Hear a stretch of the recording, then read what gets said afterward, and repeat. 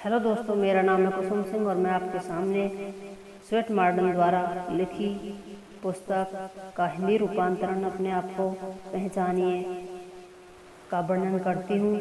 Sweat modern महान विचारक हैं और स्वेट मॉडर्न के विचार जिन्होंने संसार में नई दृष्टि, नई सोच और सफलता के द्वार सबके लिए खोल दिए। अवसर का लाभ। किसी आदमी की शक्ति और सफलता प्राप्ति निसंदेह महत्व की चीज है, परंतु सबसे परे और ऊपर एक चीज और भी है, वह है परिस्थिति की शक्ति। यूनानी कलाकारों ने एक मूर्ति बनाई थी। हकीकत में यह मूर्ति एक रूपक है। इसमें से इंसान की जिंदगी की नई ऊर्जा झांक रही है। इसमें एक संदेश, एक प्रेरणा है। इसका निर्माण मूर्तिकार लियो लिसियम ने किया है। मूर्तिकार ने इसमें जिंदगी का एक सुनहरा संदेश भर दिया है। इस मूर्ति का स्पष्ट संकेत है कि समय को अगले बालों उसकी माथे पर लटकी बल खाती लटों से पकड़ो।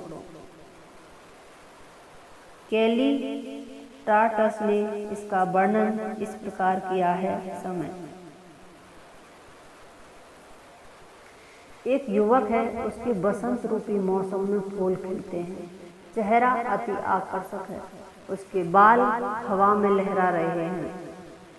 उसकी लटें कहीं ऊंची कहीं नीची। उसका चेहरा गर्मा से दमक रहा है। उसके गालों पर मौसम की लालिमा है। उसके पांवों में पंख लगे हैं। यह पंख उसकी तेज प्रवृत्ति का परिचायक देते हैं। वह पैरों की अंगुलियों के बल पर इस प्रकार खड़ा है कि मानो उड़ने ही वाला है। भौहों के आगे घुंघराले बाल छू रहे हैं। उसका पिछला भाग सिर का गंजा है। एक बार जब वह सामने से निकल जाता है तो पीछे से उसको पकड़ पाना कठिन है। उसके हाथ में तेज धार वाला एक उस्तरा है। एक यूनानी कविता भी इस मूर्ति पर आधारित है। तो क्या है समय? मैं समय हूँ, सबको अपने वश में करने वाला। तो उंगलियों के बल पर क्यों स्थिर है? मैं अपने को सर्वथा गति में रखता हूँ। तेरे दोनों पैरों के दोहरे पंख कैसे हैं? मैं हवा के साथ उड़ता हूँ। तेरे हाथ में यह उस्तरा कैसा है? यह लोगों को बतलाने के लिए है कि मैं किसी भी धाड़ से ज्यादा तेज हूँ।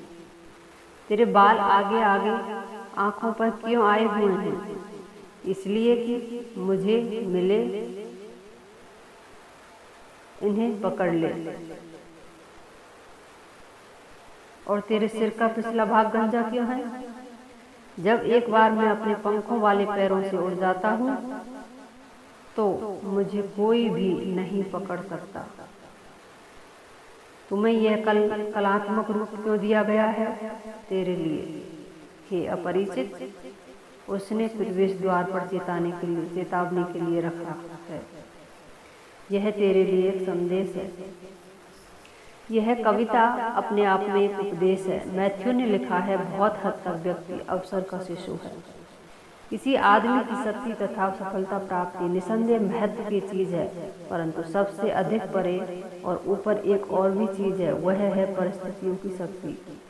इसकी भी पूरी तरह उपेक्षा नहीं की जा सकती। यह बात इस घटना के उदाहरण से स्पष्ट होती है। यह घटना जॉर्ज द्वितीय के राज्य में हुई। एक देहाती चिकित्सक और दवाई बेचने वाले को किसी काम से एक राजमहल में जाना पड़ा। उस समय राजा बेहोश था। चिकित्सक ने उसका खून निकाल दिया। राजा होश में आ गया। बड़ा बदमिजाज और अत्याचारी राजा था। चिकित्सक ने अपनी बातों की चतुराई और प्रेमपूर्ण व्यवहार से उसे प्रसन्न कर दिया और खूब हंसाया। राजा ने उसे शाही चिकित्सक के पद पर नियुक्त कर दिया। इस प्रकार यदि आम लोगों की भाषा में कहें तो चिकित्सक की किस्मत बन गई। हम चिकित्सक के बारे में जो चाहे कहें, पर इस बात में कोई शक नहीं है कि उस चिकित्सक जैसी क्षमता वाले हजारों चिकित्सक इस दुनिया में हैं, परंतु उनको कभी ऐसे में किसी राजमहल में जाने का अवसर नहीं मिला, जबकि कोई राजा ऐसी खतरनाक हालत में हो। इस अवसर ने उसमें और दूसरे चिकित्सकों में फर्क कर दिया। इसके साथ यह भी याद रखना चाहिए कि इस सफलता में उस चिकित्सक की जीवन भर की शिक्षा दीक्षा का बड़ा हाथ था। चिकित्सक को अचानक अवसर मिल गया।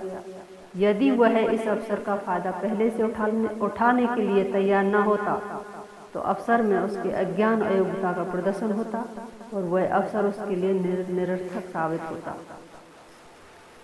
ओल बुल की कहानी से यह बात और भी अधिक साफ होती है। विश्व प्रसिद्ध वायलिन वादक के रूप में वह प्रसिद्ध था, परंतु उसकी साधना के लंबे लंबे वर्ष, जबकि वह एकांत में अभ्यास में लगा रहता था। इसका किसे पता है।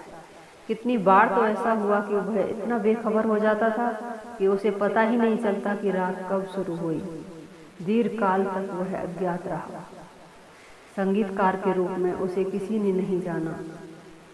उनके जीवन के द्वार पर एक अवसर इस प्रकार आया। सुप्रसिद्ध गायिका माल ब्रैंड एक दिन उसकी खिड़की के नीचे से गुजर रही थी। वहां बैठा वह नॉर्वे का युवक वायलिन बजा रहा था। माल ब्रैंड को लगा कि उसने जिंदगी में पहले कभी वायलिन के तारों से निकलता इतना भावपूर्ण संगीत नहीं सुना था। उसने इधर उधर से पूछताछ कर संगीतकार का नाम जान लिया। कुछ ही दिन बाद एक घटना घटी। गायिका माल ब्रैंड का कहीं संगीत का कार्यक्रम था। उसका प्रबंधक से किसी बात पर झगड़ा हो गया। उसने गाने से इनकार कर दिया। प्रबंधक ने ओल बुल के बारे में सुन रखा था, तब उसने साथियों से विचार विमर्श कर अपने कार्यक्रम के लिए उसे बुला भेजा। ओल बुल ने उस रात उस मजलिस में 1 घंटे तक वायलिन बजाया। उस 1 घंटे में वह अज्ञात ओल बुल संगीत संसार में सबसे ऊंचे आसन के आसपास पहुंच गया। अवसर का क्षण उसके द्वार पर आया और वह स्वागत के लिए तैयार था। जॉर्ज कैरी एगलस्टान ने एक गरीब लड़के की घटना अपनी पुस्तक में लिखी है। उसका नाम एंटोनियो था और वह फोलेरो नाम के लिए एक प्रतिष्ठित व्यक्ति के घर बर्तन मांजने का काम करता था। जब कभी फुर्सत मिल जाती तो बिसानों की दुकान पर चला जाता और पत्थर काटने का काम करता था। उस अनपढ़ लड़के में एक खूबी थी, वह हर काम को ध्यान से देखा करता था। पैसे तो मिलते थे मामूली पत्थर काटने के, पर वह उस कला में भी कुशल होता जाता था। एक दिन की बात है, उसके स्वामी हेलेरो ने कुछ मित्रों को प्रति भोज पर बुलाया। खाने की मेज के बीच में रखने के लिए कांदविक कॉर्नफेक्शनर ने एक कारीगरी की चीज तैयार की थी। वह उसे मेज पर सजा रहा था कि वह खराब हो गई। अब समय पर क्या हो? एंटोनियो ने कहा, मैं अभी मेज के मध्य की सजावट किए देता हूँ। उसने काफी मक्खन मंगवाया और देखते ही देखते एक खूबसूरत शेर बना दिया, जिसका अगला हिस्सा अत्यंत खूबसूरती से झुका हुआ था। उस दिन के मेहमानों में बड़े बड़े व्यापारी और शाही परिवार के व्यक्ति भी थे। उनमें से कुछ कला के कुशल आलोचक भी थे। जब उनकी दृष्टि मक्खन के बने शेर पर गई तो वे देखते ही रह गए। उनमें से एक ने कहा, यह तो बहुत ऊंची कला का नमूना है।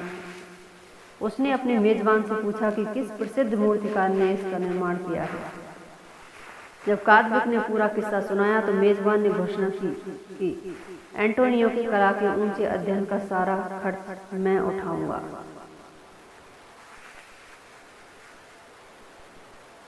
वह बर्तन मांजने वाला छोकरा, जिसने अपने को अवसर के लिए तैयार रखा था, इतिहास में कोनोवा के नाम से प्रसिद्ध हुआ। कोनोवा विश्व के माने हुए सबसे बड़े मूर्तिकारों में है। यदि वह लड़का आने वाले अवसर के लिए तैयार न होता तो उसकी जिंदगी रसोई में बर्तन मांजते हुए बीतती और उसका कोई नाम लेवा न होता। इस प्रकार आपने देखा कि अवसर का उचित लाभ उठाने वाला व्यक्ति जीवन में सफलता प्राप्त करता है। जीवन में बनाए अवसर को कभी हाथ से नहीं जाने देना चाहिए। मेरे सामने हार्वर्ड विश्वविद्यालय के व्यायाम निर्देशक प्रोफेसर जॉर्जेट का उदाहरण है। वह बोर्डोइन कॉलेज में पढ़ा करते थे। तब वह अज्ञात विद्यार्थी थे, उसका नाम कोई नहीं जानता था। भीतर ही भीतर वह अपने आप को तैयार कर रहा था। प्रोफेसर ने अपनी जीवन कथा में लिखा है कि मैंने जब कॉलेज में प्रवेश लिया तो सफाई और रखवाली का काम खुद करता था। 2 साल में व्यायामशाला का अध्यक्ष बना दिया गया। बाद में स्नातक हो गया। हमारी व्यायामशाला का एक उपकरण बड़ा, बेडौल और भारी था, पर शक्ति संगठित करने में बड़ा बेडौल रूप और भारी वजन देखकर सब घबराते थे। अतः मेरे मन में एक विचार आया कि क्यों ना मैं इसको परिवर्तित कर दूं। कुछ ही समय की जीतोड़ मेहनत के बाद मैं उसे हल्का और सुंदर बनाने में सफल हो गया। इसी समय एक प्रदर्शनी का आयोजन किया गया। यह उपकरण सबसे ज्यादा बाजी मार ले गया। इस पर मुझे बड़ी प्रशंसा मिली। मेरे कार्य पर कॉलेज की प्रबंधकारिणी समिति अत्यंत प्रसन्न हो गई।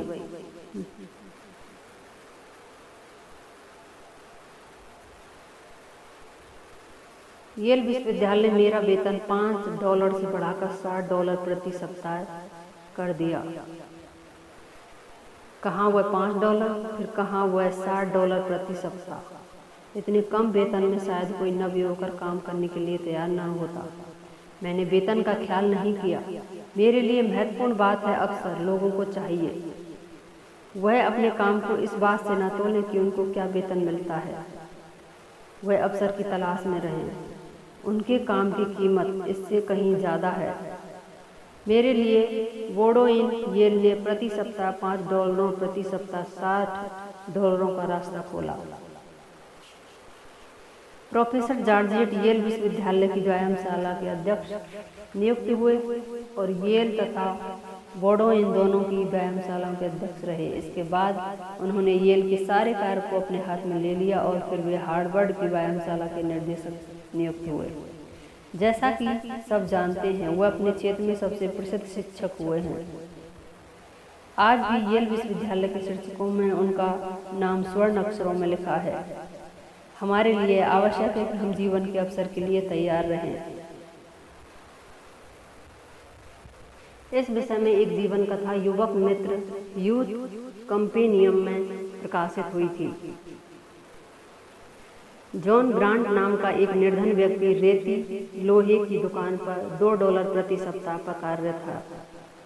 जब उसने दुकान में पहले ही दिन प्रवेश किया था तो उसके मालिकों ने कहा था, इस व्यापार की सब तफसीलों से परिचित होकर अपने को योग्य बना लो, और जितना शीघ्र तुम अपने को योग्य साबित करोगे, हम किसी न किसी रूप में तुम्हारी सेवाओं की अच्छी कीमत देंगे। कई सप्ताह बीत गए। ग्रांट सब और पैनी सावधान नजर रखता था। उसने यह देखा कि उसका मालिक विदेशों से आए बिलों की जांच सदा खुद करता है। बिल फ्रेंच और जर्मन भाषाओं में हुआ करते थे। वह ध्यान से बिलों को देखने लगा। व्यापार के लिए उपयोगी फ्रेंच और जर्मन भाषा भी लगन से पढ़ने लगा। एक दिन की बात है, उसका मालिक किसी दूसरे कार्य में व्यस्त था। बिलों का ढेर मेज पर पड़ा था। उसने अपने मालिक से कहा, श्रीमान, यदि आप आज्ञा दें तो मैं इन बिलों की जांच कर दूं। और तब उसने बिलों को इतने अच्छे ढंग से जांचा कि आगे से हमेशा ऐसे बिल स्वाभाविक रूप से उसी के पास जांच के लिए भेजे जाने लगे। एक माह बाद उसने एक दिन दफ्तर में बुलाया गया। कंपनी के सदस्यों ने उससे बातचीत की। वरिष्ठ सदस्य ने कहा, अपने इस 40 साल में मुझे तुम पहले लड़के मिले हो जिससे अवसर मिला उसने अपना समझकर काम पकड़ा और परिष्कार किया। जब श्री विलियम्स नहीं आए थे तो मैं यह कार्य हमेशा खुद करता था।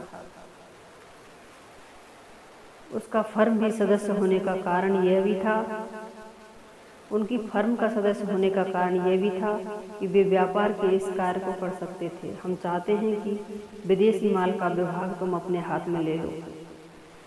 यह एक महत्वपूर्ण पद है और यह हमारी एक बड़ी आवश्यकता है कि हमारे पास कोई ऐसा व्यक्ति हो जो इस काम को कर सके।